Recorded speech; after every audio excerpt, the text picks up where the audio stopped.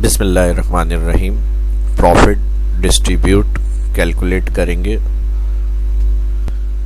Profit distribute और calculate करेंगे और उसमें सॉफ्टवेयर की तरह से ये काम करना है और उसमें ब्रांड वाइज जो ब्रांड जिस कंपनी का परचेज हो रहा है फिर सेल हो रहा है उसके रिकॉर्ड को देखना है और फिर कितना क्वांटिटी बैलेंस में है हमारे पास और फिर जो भी टोटल प्रॉफिट है जितने पार्टनर हैं उसमें सब डिस्ट्रीब्यूट करेंगे। तो इसको समरी रिपोर्ट, स्टॉक बैलेंस वगैरह की कैलकुलेशन में भी यूज़ कर सकते हैं। तो चलिए शुरू करते हैं। माइक्रोसॉफ्ट एक्सेल को ओपन करेंगे तो यहाँ मैंने डाटा बनाया हुआ है और इसके अंदर हम कॉलम मैंने बनाए हुए हैं serial, item name, brand, quantity, price, cell price और फिर क्वांटिटी, सेल क्वांटिटी, फिर परचेज टोटल कितना अमाउंट का हुआ हमारे पास, सेल्स अमाउंट उसका क्या है और फिर उसके बाद परचेज अमाउंट और फिर सेल्स अमाउंट और फिर उसका प्रॉफिट कैलकुलेट करेंगे। उसके बाद अलग यहाँ मैंने टोटल परचेज रखा है, टोटल सेल, स्टॉक बैलेंस, फिर आइटम नेम उसकी क्वांटिटी और फिर ब्रांड के हिसाब से आइटम नेम उसका ब्रांड और फिर उसकी क्वांटिटी और यहाँ प्रॉफिट से जो टोटल प्रॉफिट होगा उसको हम डिस्ट्रीब्यूट करेंगे पार्टनर में। तो इसमें कौन से फार्मूले एडवांस और बेसिक्स यूज़ करेंगे ये सब आज की इस वीडियो के अंदर देखेंगे। तो चलिए शुरू करते हैं। माइक्रोसॉफ्ट एक्सेल की शीट मेरे पास ओपन हुई है। सबसे पहले जो इसके अंदर हम फार्मूला लगाएंगे परचेज देखने के लिए, यहाँ per unit price first select करेंगे, सेल मल्टीप्लाई क्वांटिटी, एंटर और ड्रैग कर देंगे। ठीक है जी, ड्रैग है मेरा डेटा यहाँ तक है, तकरीबन 20 तक एंट्रीज है मेरे पास। जो भी यहाँ पर हमारी परचेज वैल्यू हो रही है वो आप मल्टीप्लाई कराएंगे यहाँ पर और फिर उसके बाद सेल्स के अंदर आ जाएंगे और यहाँ पर इसी तरह मल्टीप्लाई करेंगे, सेल प्राइस मल्टीप्लाई कर देंगे क्वांटिटी। तो ये हमारा सेल्स अमाउंट बनेगा जो हमने सेल्स किया। अब उसमें से प्रॉफिट क्या बचा है हमें, तो प्रॉफिट के लिए हम इक्वल लगाएंगे और यहाँ पर जो क्वांटिटी सेल करी है इसको हम कहेंगे मल्टीप्लाई, ब्रैकेट ओपन, मल्टीप्लाई कर दें हमें सेल प्राइस और minus unit price. First cell तीनों के सिलेक्ट करना है। इस तरह से जो चीज़ें बेची हैं परचेज रेट के हिसाब से सेल रेट जो हुआ उसकी क्वांटिटी वो हमारे पास प्रॉफिट आ जाएगा। 900 का प्रॉफिट है। ठीक है जी, 300 का प्रॉफिट था क्योंकि परचेज या यूनिट प्राइस हमारी 4500 थी और फिर उसकी सेल प्राइस 48, तो 3 हमारी सेल हुई है तो इसके अंदर से जो प्रॉफिट बचा है हमारे पास वो 900। अब इसी तरह क्वान्टिटी बढ़ाएंगे तो 1200। इस तरह प्रॉफिट हमारा पता चलता रहेगा यहाँ कॉलम में। सेल के एंड पे आएंगे और नीचे ड्रैग कर दें इसको तो ये हमारी जो टोटल प्रॉफिट कैलकुलेशन है वो हो जाएगी। सेल के एंड के ऊपर आ जाए यहाँ पर और अगर आपको क्लोजिंग रिपोर्ट चाहिए तो आप यहाँ पर इसका टोटल कर सकते हैं और अगर इस डाटा को आप कंटिन्यू करेंगे कि और मज़ीद एंट्रीज़ भी हो सकती हैं, डेट वाइज भी आप रख सकते हैं कि डेट के हिसाब से जो एंट्रीज़ हो रही हैं हम ऐड करते रहें। तो फिर आप इधर टोटल ना करें उसका, आप एक अलग सेल के अंदर टोटल कर लें। इस जगह पे टोटल कर लेते हैं इसको मैं मर्ज कर रहा हूँ और यहाँ पर या जहाँ पे भी आपको सही लग रहा है उस हिसाब से आप वहाँ पर टोटल का एक सेल बना लें टोटल प्रॉफिट चेक करने के लिए। ये फॉर्मेट इसको दे देते हैं यहाँ पर। ठीक है जी, या फिर इसको ऊपर शिफ्ट कर लें।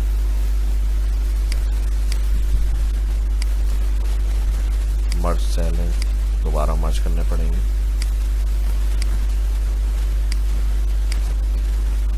क्योंकि मैंने इसलिए लास्ट में टोटल नहीं करा कि हो सकता है कि बाद में भी हमारे पास डाटा एंट्री करना पड़े तो उसका टोटल हमारे पास आता रहे। यहाँ पे टोटल प्रॉफिट का मैंने यहाँ पे सेक्शन बना लिया और इसको मैं यहाँ पे दे देता हूँ टोटल प्रॉफिट।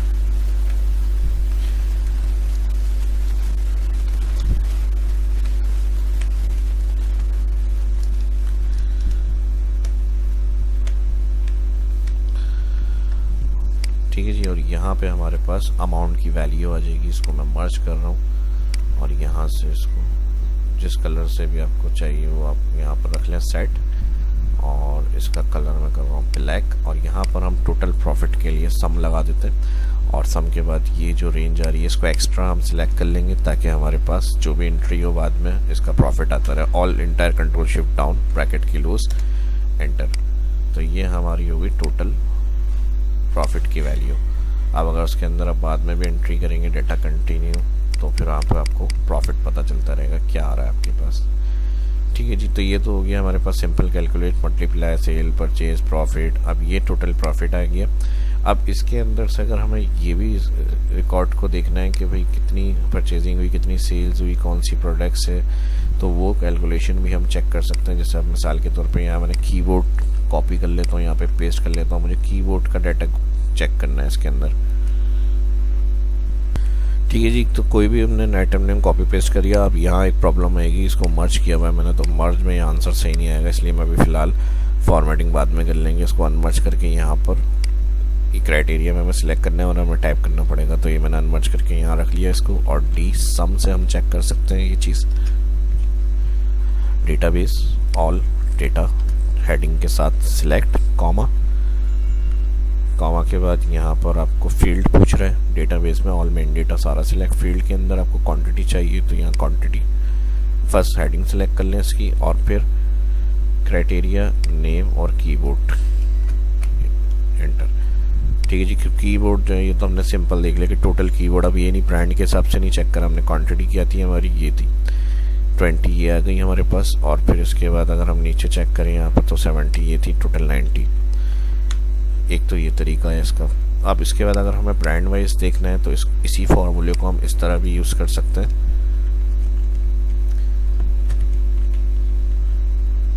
डी सम ब्रैकेट ओपन, और इस दफ़ा हम सिलेक्ट करेंगे ऑल कॉमा, और फील्ड के अंदर अब ये सिलेक्ट कर लेंगे ब्रांड। नहीं, फील्ड में पहले हमें क्वांटिटी देखनी है ब्रांड के हिसाब से,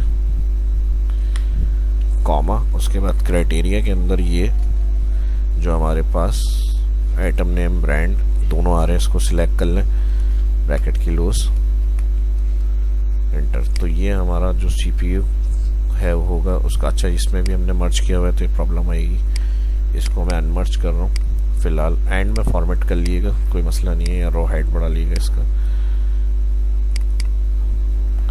और सिलेक्शन जो है वो हमारी फील्ड की यहाँ से सिलेक्ट कर लेते हैं इसको, और एंटर। ठीक है जी। सीपीयू कॉम्पैक्ट के हमारे पास 34 क्वांटिटी में थे, और ये यहाँ पर अगर हम चेक करें सीपीयू 22 और 12 34। तो ये तो हो गया स्टॉक चेक करने का, कि भाई चेक करने का कि कौन सा स्टॉक कितना टोटल किस ब्रांड का था हमारे पास, क्वांटिटी वगैरह जो हमने खरीदी, परचेज वगैरह की। अब उसमें टोटल परचेज कितना रहा, फिर सेल टोटल कितना रहा, फिर बैलेंस में अभी अवेलेबल क्या है हमारे पास, उसकी कैलकुलेशन के लिए अब हम यहाँ फार्मूले लगाएंगे, उसको चेक कर सकते हैं इस तरह से।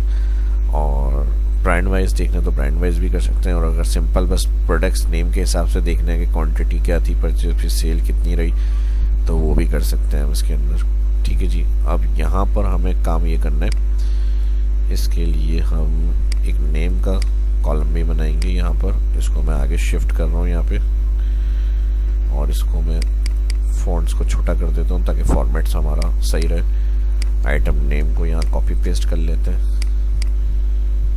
ठीक है जी।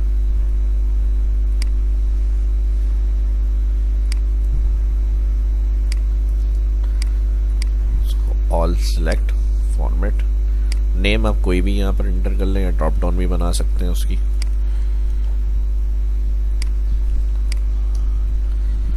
अब अगर हर प्रोडक्ट की अगर समरी चाहिए तो वो आप एक अलग शीट पे भी देख सकते हैं, और अगर टाइप करने के बाद आप चाह रहे हैं हमारे पास आ जाए तो यहाँ टाइप करने का एक सेल रख सकते हैं, वरना तो हर प्रोडक्ट की एक समरी रिपोर्ट अगर आपको चाहिए तो आप शीट 2 पे अलग देख सकते हैं उसके नाम के साथ।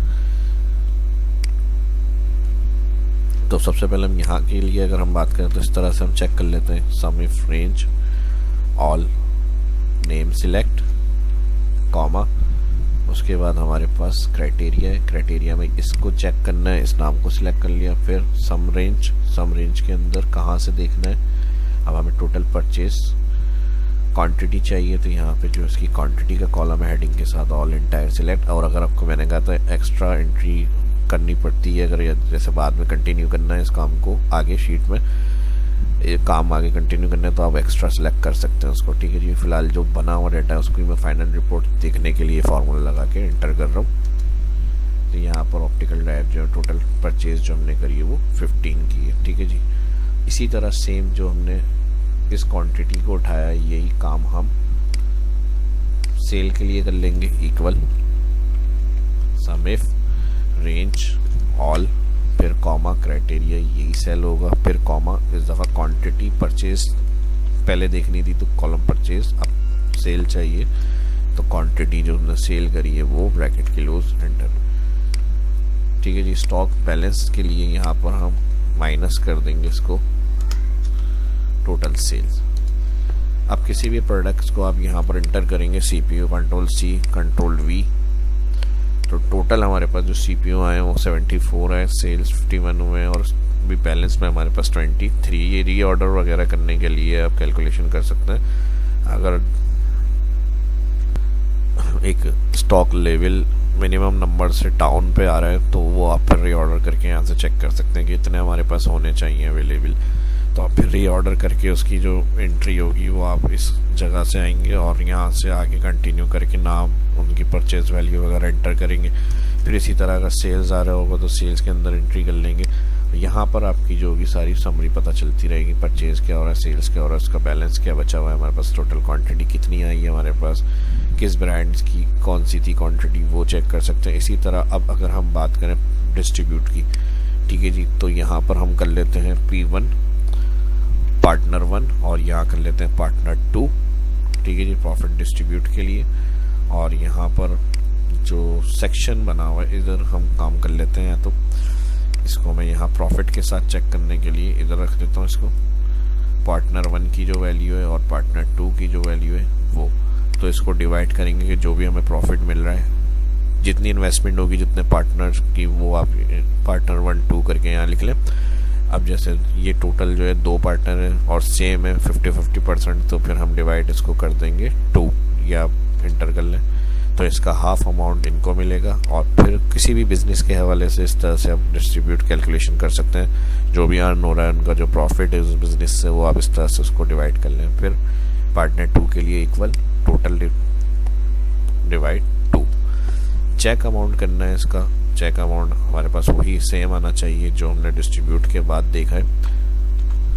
चेक में आएंगे इक्वल, फर्स्ट पार्टनर को जो डिस्ट्रीब्यूट किया है वो cell select, plus second partner को जो डिस्ट्रीब्यूट किया है वो सेल सिलेक्ट, तो वही अमाउंट हमारा सेम हो जाएगा जो हमारा टोटल प्रॉफिट आ रहा था डिस्ट्रीब्यूट के बाद। अब ये और मज़ीद अच्छी और बेहतर फॉर्मेटिंग के साथ आप बना सकते हैं। इसको समझाने के लिए जो फॉर्मेट था उसको मुझे थोड़ा सा मर्ज वगैरह अन करके क्लियर करना पड़ा था, बाकी आपको दोबारा से जैसे फॉर्मेट्स अप्लाई करना है अपने हिसाब से वो आप यूज़ कर लें उसको, ठीक है जी।